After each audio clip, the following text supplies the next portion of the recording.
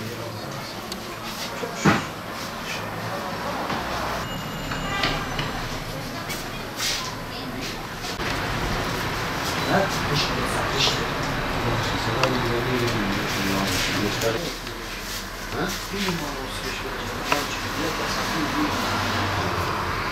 kolide 100 milyon var.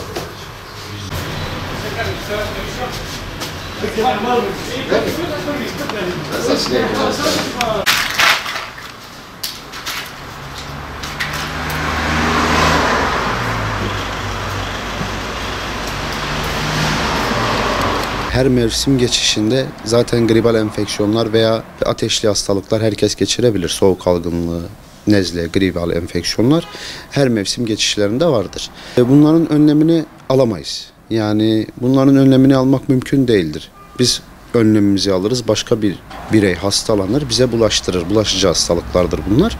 Biz hastalandıktan sonra ne yapabiliriz? Hastalanmadan önce ne yapabiliriz? Hastalanmadan önce olabildiğince hastalıklı ortamlardan uzak durmaya çalışırız. Örneğin taziyeler, düğünler. Buralardan uzak durmaya çalışırız. Kişilerden, şahıslardan, hasta gördüğümüz insanlardan. Onun dışında pek yapabileceğimiz bir şey yok. Ama gribal enfeksiyona yakalandık.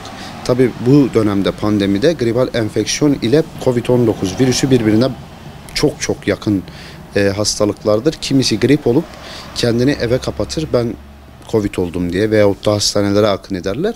Bunu yapmasına gerek yoktur.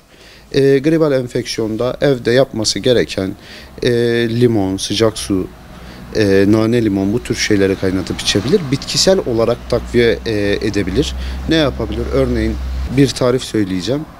Taze zencefil 100 gram kadar, 1-2 adet limon, 1 tatlı kaşığı bal, 2 yemek kaşığı elma sirkesi, bunları birbiriyle karıştırıp sabah akşam tüketirse gribal enfeksiyon olduğu zaman veyahut da farklı nezle olduğu zaman, öksürük olduğu zaman, hırıltı olduğu zaman bunları kullanabilir sabah akşam.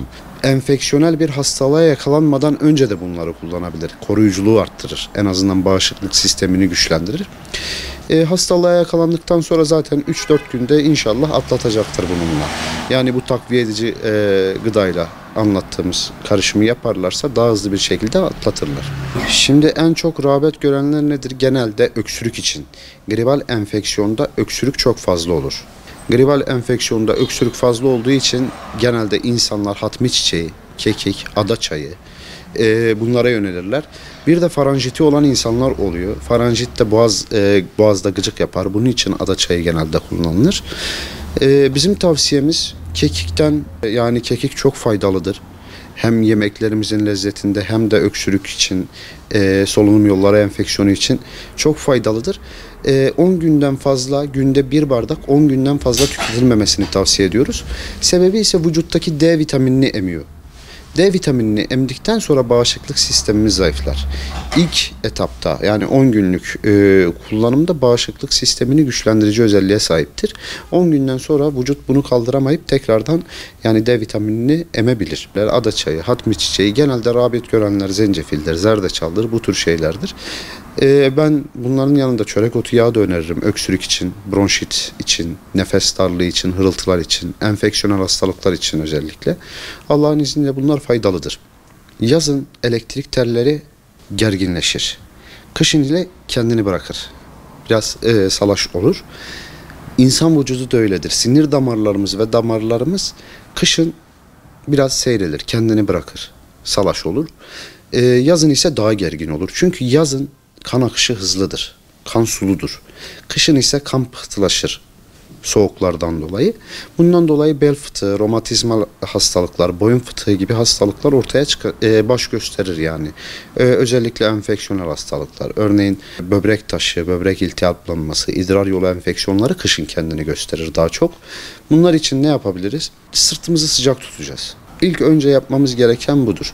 Bir de yani bu romatizmal hastalıklar başlamadan önce önlemimizi almalıyız. Yazından başlarız. Yani zaten çörek otu yağı Peygamber Efendimizin sünnetidir. Sünnet olarak yani ölümden başka her şeye şifadır. Bunu yani her gün bir kaşık kullanmalarını tavsiye ederim. Bir çay kaşığı aç karınla.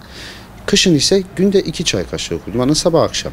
Bu romatizmal hastalıkları önüne geçer. Ağrıların oluşmasını engeller. Kan akıcı özelliği vardır. Yani kanı sıvılaştırır. çörek otuya. Kanı sıvılaştırdıktan sonra zaten inşallah kışın çok fazla problem yaşamazlar. Aynı zamanda kan hızlı aktığı zaman kan sulandırıcı özelliği olduğu için kan normal seyrinde akmaya devam edince vücut çok fazla soğuktan da etkilenmez. Gribal enfeksiyon, nezle, şu son zamanlarda özellikle çocuklarda ishal durumu var. İshal, öksürük, hırıltı. Bunlar korkulacak şeyler değil. Zaten 3-4 günde, 5 günde, en fazla bir haftada geçecek enfeksiyonel hastalıklardır. Mevsim geçişidir. Mevsim geçişlerinde çok önemsemeliyiz hastalığı ama çok önemli değildir. Korkulacak bir durum yoktur. Evimizde, kendi evimizde basit dediğim gibi zencefil, zerdeçal, hatmi çiçeği, kekiklerle bu tür hastalıkları tedavi edebiliriz. 3-5 günde inşallah faydasını görürler. Hemen hastanelere gitmemizde şey yok yani. Hastanelere, acillere koşmamıza gerek yok.